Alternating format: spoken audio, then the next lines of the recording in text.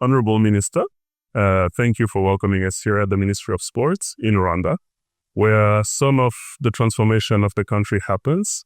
And of course, congratulations for the UCA that just happened here in the country. We've seen many things on social media, but we haven't heard from you. We want to hear from you. What is your sentiment after this beautiful event that just happened here?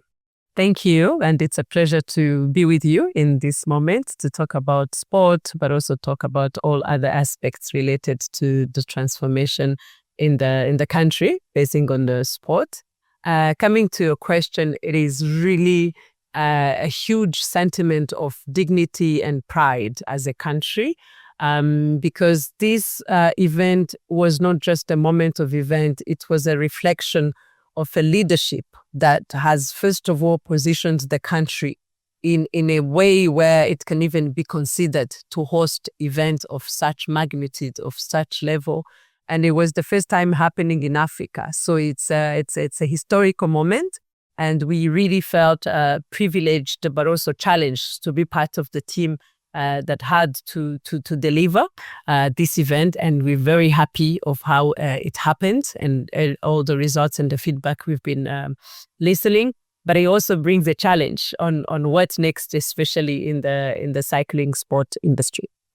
We were here, thank you, and we were here in Kigali, and we saw thousands of people having amazing moments. We saw Ganza, dance, brought so many great memories. I want to know for you, what is the greatest memory you have from this competition?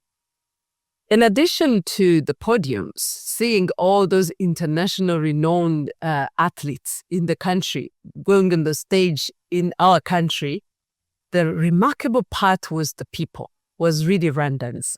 On the streets everywhere, fan zones, even generally on the streets, how people were cheerleading, how people were happy, and also the whole spirit that was coming out of a country that is celebrating sport and especially cyclism. So we had a lot of feedback from riders who were saying we are very surprised and we will come back. The champion himself, he said at the last line, at the finish, that he felt loved. He felt like these people knew him. And that was a moment that was unique for him. So that was the uniqueness of this championship. Many saw the moments on camera, but many did not see what happened before, the whole preparation. We saw Kigali transformed. We saw people at work. How is it to prepare for such an event? Can you tell us how that went? It takes everyone, I would say. It's really a combined effort. If you want to look at such event, this is an event that is not happening in a conference room, for example. It's happening on the streets. It's involving from airport, how you're going to receive people. And this one has also a particularity of cargo that needed a lot of bicycles with their spare parts, with all that which was general. So you can imagine from airport leadership to logistics, you can imagine to the hotels, to security. National police had to be involved a lot in terms of traffic, in terms of public order, in terms of general aspects that are related to that, in terms of how people are going to be moving before and during. It took a lot of effort from health sector because you have to make sure safety of people is on the standards. It takes so many other institution infrastructure. You have to look at all the roads that have to be done, power, utility. This was an event that touched almost every sector of the economy. And then it does take a lot of coordination, and really appreciate a lot of efforts that came across all stakeholders and all the institutions. And the key one is also private sector. The hospitality sector played a key role and had to play also a key role. We had an exhibition at the fan zone, which was very vibrant and was making also business, allowing business people to generate income, but also giving services to the different people who are attending the championship. So you can imagine it goes all over all the sectors. Does that take Rwanda to the next level when it comes to, the international community and this club of countries organizing powerful events? Rwanda has been in the journey of positioning itself when it comes to becoming a global sport hub. If you look at the different investments that have been done over time, you can see an intentional leadership in terms of positioning us. When you look at Kigali Convention Center, that was also in the line of positioning the country as a hub on events, but including also sport. But when you added BK Arena, and then the upgrade of this stadium, and then Zaria Court, and so many other investments happening, that were already an intentional way of positioning ourselves. What this event added, and even more that we'll be pursuing, is also to now enable the world to see that actually Africa is capable, Africa has the facility, Africa has the ability, and in particular Rwanda. This is what such events added. When you see the reach we had of more than 124 nations where this event was broadcasted, and approximately 330 million of people who have been watching that. Those initial numbers, we will still have more in the reporting we do with UCI. That changed a lot in how people would pursue or perceive Rwanda and Africa. On top of that, it is all the 108 nations that came. We had 108 nations that were part of competitions and more than 796 riders. All those are ambassadors that have seen and have really lived a moment that I'm sure they carried forward in another way they see Rwanda and Africa. So we would say that this came as a complementary effort in the intention the country has been having, and we know that it's going to produce a lot of results. And beyond the investment and the perception, how do we capitalize on all this? Like, how does this bring Rwanda forward in its vision? Yeah.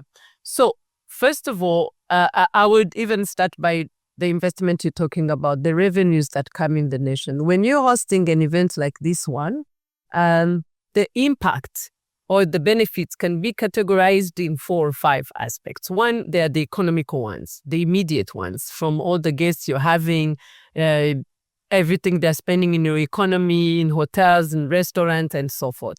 The second one is also the media one, as I mentioned, the visibility the country will have and how much people drive attention now on that country and what is happening there. The third for us here is also the sport one.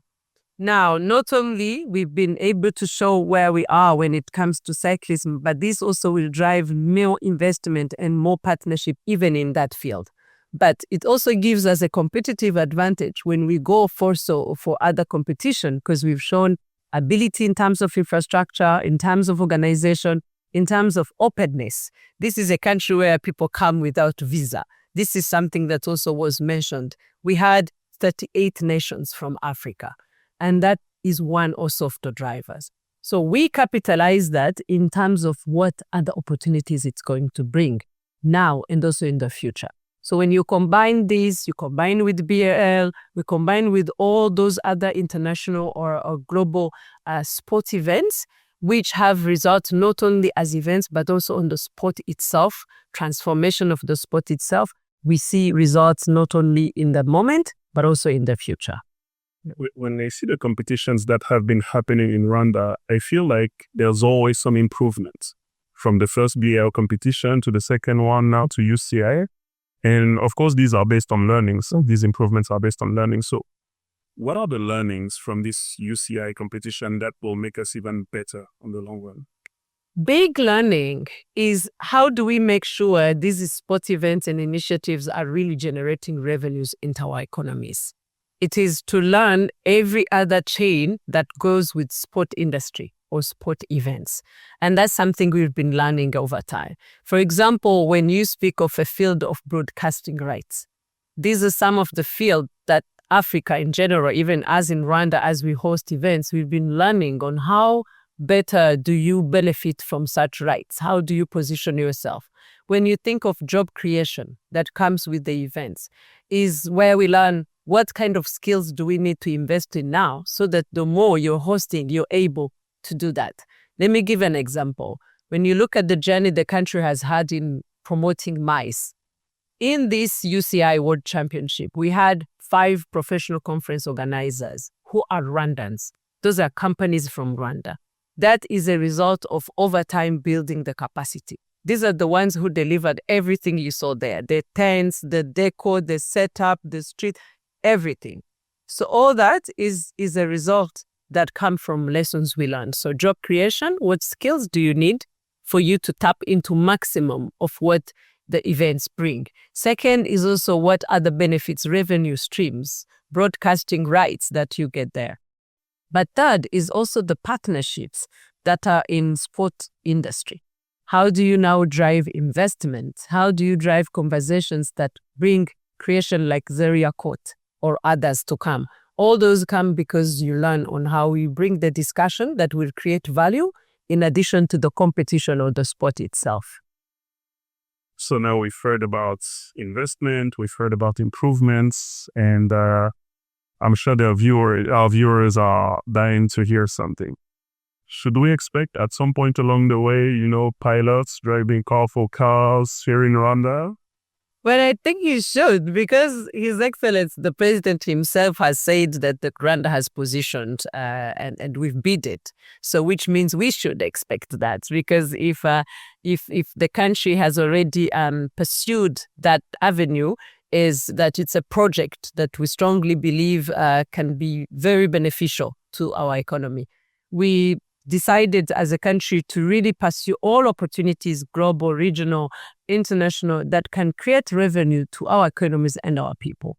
And it's known globally, F1 is one of those. So we've, as a country, positioned ourselves. We've bidded during the process in the negotiations with relevant authorities or institutions to pursue that. But yes, I would again confirm that, yes, the country is looking forward to that and gearing up towards that. Wow. And my last question, one of the purposes of Rwanda is the Paris Saint-Germain, and their slogan is Rêvons plus grand, let's dream bigger. Is that our philosophy? Oh, yes, even more. That 3 principles that I would record from my president that guide this country. And that one is unity, accountability, and dreaming big. So yes, we go by those 3 principles. Let's dream big. Thank you, Honorable Minister. Thank you for your time.